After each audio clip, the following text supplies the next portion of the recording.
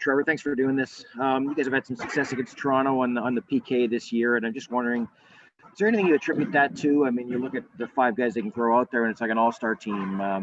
But you've also had good success against other teams too. What do you think the success has been, Trevor?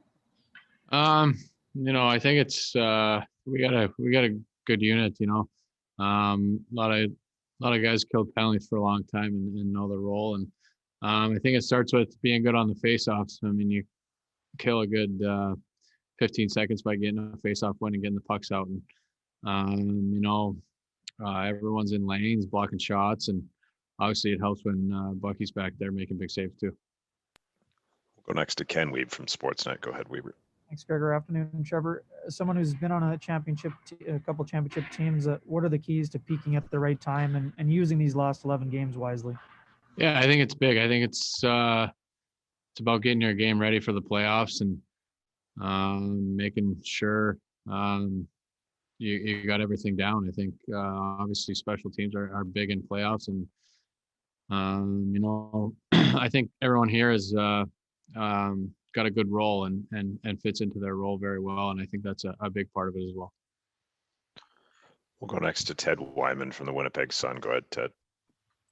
Hey, Trevor, do you look at these next 4 games against Toronto and Edmonton as sort of a playoff precursor and an opportunity to really get to know opponents that you could face?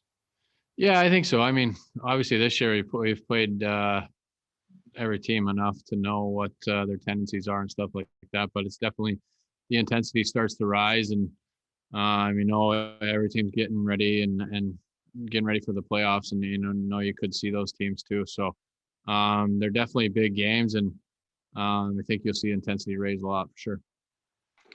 We'll go next to Murat Atesh from The Athletic. Go ahead, Murat. Trevor, just talking about the PK, you guys on the fourth line, though, you're also tasked with playing some of the best players quite often.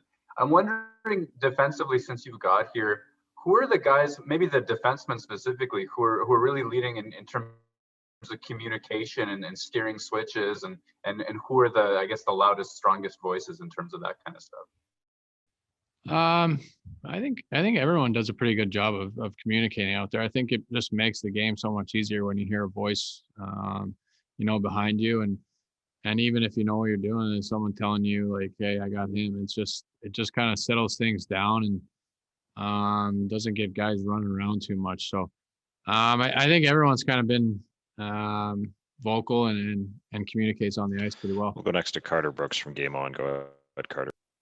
Hey, Trevor, when you're playing against a team that's come off a few losses like Toronto has, do you tend to mirror some of the ways that their opponents have played against them in the past, or do you try to stick to what's been working with the Jets?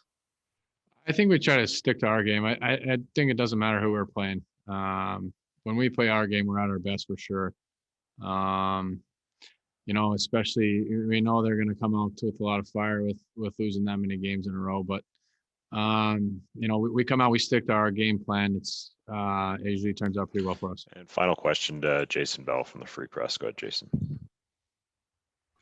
Trevor, I'm going to go back to the PK. I hope you don't mind. Just with you and Nate, and you talked about the communication. I mean, do you guys talk about, and every team's got an all-star out there. I mean, whether it's David or whether it's Matthews. I mean, there's always a shooter out there. But do you guys talk a lot about key guys to watch, or is it more a general theme when you guys are talking about what you need to do on the PK?